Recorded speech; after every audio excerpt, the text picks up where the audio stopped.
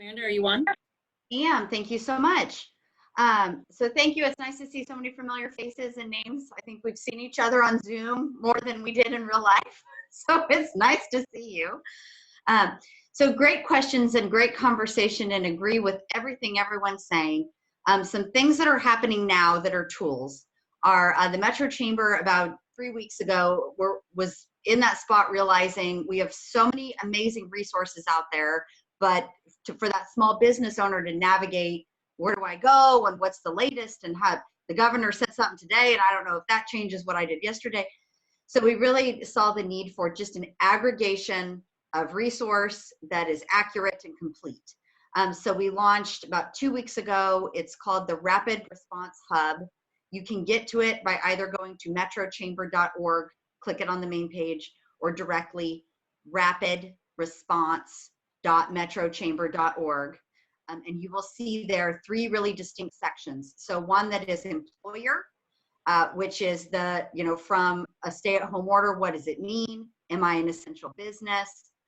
To really what people want to know is the financial resources. So all of the programming that Heather just talked about, there are direct links on there, quick links, so that you can get into that process, as well as a variety of other lending partners. We've got community banks now that if you already had a commercial line, they may be doing deferrals already. You don't need to seek anything new. So kind of that financial marketplace.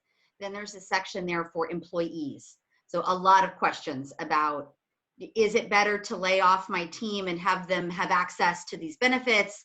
Is it better to wait? Should I go part-time? Should I go half-time? I can't emphasize enough how extremely mindful our employers have been too on ensuring medical care, that, how do I work this so that my employees, if there's not active work right now, that I can keep them with the most robust patchwork of resources, so that they're okay, as well as, how do I, I've got employees that are trying to homeschool their kids now. So how can I create work schedules so that they can still be employed, but then meet the needs of their kids in the day? So there's that. And then you'll see a third section that's called local resources, which is, as the Metro Chamber, we cover 22 cities in our CAP region, and each city may have some nuance. So, City of Sacramento launched $1 million fund. City of Roseville is launching $1 million fund. Some of the counties have their own issues, like property tax. Is that, it's due, but is there a penalty if it's late? Well, for some counties, maybe, for some counties not. So it's really kind of that repository that you can go look at your particular situation and try to get, the most accurate information. So as robust as that is, one of the things that we also, I think, a week in noticed is sorting through that information is also overwhelming. So how might we create an opportunity to talk to a live person? So we were able to partner with the Sacramento Asian Chamber to stand up a hotline. We've been in soft launch this week. That launches hard launch tomorrow. You can get to that all through the hub, but I'll also tell you that it's the Rapid Response Hotline, toll-free 833-391-1919, and that is staffed with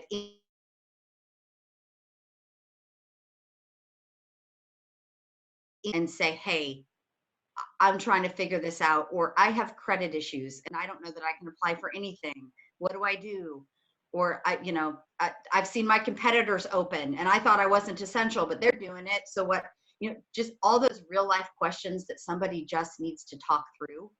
And we've been able to, with both organizations, repurpose our Small Business Development Center team of consultants, that it's all free to the user to just call in and ask these basic questions, or how do I start to think about recovery? I think that's a mindfulness that we really want people to consider as well, that while you're in it right now, and you are in straight up triage right now, and you're trying to make those decisions, you're also deciding, do I lay off staff? Do I incur debt? Do I go all online? Do I use contract labor? All of these questions are kind of in that framework of where I'm at now, but where do I see myself in 3 months, in 6 months, in 12 months, in 18 months? And it may make sense to utilize all of these things and bring down that low interest money. It may make sense to you to rapidly pivot. You know, you may have been in Q4 on a very low margin, and now is not the time to, you know, lean all the way into incurring other cost. Or, you know, we've got, as some talked about today, some of our membership are doing even better than they were before because they really rapidly pivoted to online learning or online meetings, or they should have been delivered. There was a latent market for delivery all along, and they just didn't do that. So now that they're doing it, they're saying, well, shoot, this is really the way to go. Or utilizing gig workers, which was the thing. I think, as you know, Jason put really well, this has been a major market disruption that probably would have happened anyway in regards to the use of technology and pivoting, but it would have been a much slower track. And now it's, you know, boom, market changed. And if you want to compete, you got to change with it, or, you know, it's going to pass you by. So, you know, some folks are being forced into using tools that maybe they weren't before, but there's some advantage to them utilizing those tools. And then I also just want to address briefly to the question, Rick had asked a question about, you know, recovery and how are we positioning for that? And no, I think some of you are familiar, about almost a year and a half, 2 years ago, a partnership of Valley Vision, the Metro Chamber, Greater Sacramento Economic Council, and SACOG brought Brookings in to do a economic stress test. And what they said then was, you know, your digital skills gap is going to be a problem. You have a wealth gap in your most diverse populations. You really got to lean into those exportable sectors, be them advanced mobility, be them bioscience, be them research and tech. Those are all opportunities.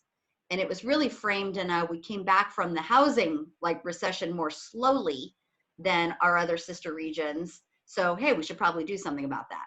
Well, now we're in this moment going, yeah, all that we said is really meaningful right now.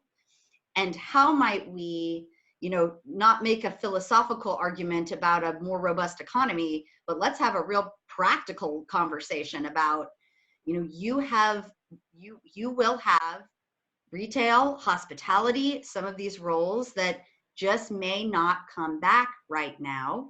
And we need to rapidly reskill. And might we consciously rapidly reskill into high growth sectors that are exportable, that do create the opportunity for generational wealth building. You know, you can do that and not kind of hop onto the next thing. As well as, to Damon's point, construction traditionally has been a leading indicator and an impetus for economic recovery in past recession, not pandemic recession. You know, this is a new thing for us to experience. But coming back is really, construction often, you know, leads the way on that. And those jobs are often very digital skill reliant as well, because it's, how do I use this? Farming is the same, you know, our agriculture and farming. It's absolutely boots on the ground farming. And how do I use this technology to assess water usage? How do I get higher crop yield? It's all tech. So maybe the last initiative I'd leave with you on what are we doing now is fully leaning into the need for broadband and 5G, knowing, right, all, as Joy said it, I gave my clap, knowing that we needed it anyway, right? But the Sacramento region now has a moment in time where we can fully embrace these growing industries that will position us as a competitive advantage nationally.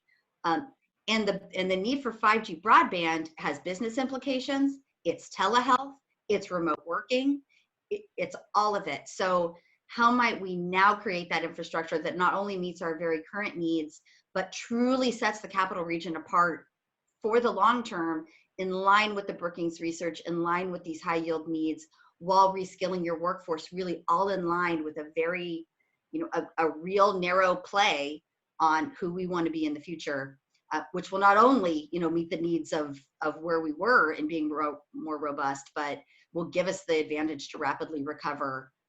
And we're thinking about it and we're talking about it now. So, you know, I know that's a lot, but it's really that we're in triage, we're in focus right now, and we're going to meet those needs with real technical assistance and human voice and toolkit but also being very mindful where we want to be and what data do we need to collect now, what policy do we need now, what advocacy do we need now that is going to give us that competitive advantage in the future, and we will come back stronger than we ever were before. Very good. Thank you, Amanda. And thanks for both the work that you're doing around rapid response and for bringing us to that big picture, because that's a great place to leave off.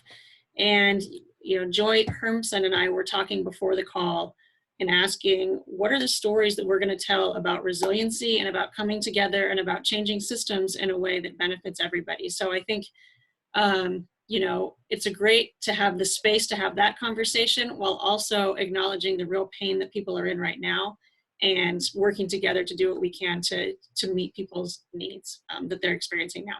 So I know we're a little bit over. I'm going to move us to the next slide, please. Which is just wrapping us up. So I do want to quickly announce a new hire. So speaking of virtual onboarding, that's what we've been doing in the last couple of weeks with Renee John, our new project leader in our 21st century workforce. So she's on today and listening and absorbing. And I'm sure we'll Zoom later with her to get her thoughts about it. But we're really excited to have her on board. And we're also launching a new workforce newsletter. So please keep an eye on that in the next week. I saw some questions about sharing these resources, which we absolutely will do. And I think we'll also compile some of the links and some of the things that our speakers have been talking about to make sure you can access all those resources very easily. So we'll be emailing everybody after the webinar on that. I also know that there are some questions that we couldn't get to, so we'll review those and do what we can to get back to the people who ask those questions as well with the answers that we can provide. So I just want to thank everybody so much for tuning in. We're hoping to do more of these. Oh, that's the other thing. We're going to send out a survey, just a very brief survey. If you have ideas about content or ideas for improvement, please share those, because it's really our intention to provide relevant content that can really help us get to that. What are the stories of resiliency and success and innovation that we want to see after this is all over? So thank you so much, everybody. Have a wonderful afternoon. And we'll be seeing you virtually soon again, I hope. Thank you. Thanks so much. Thank you.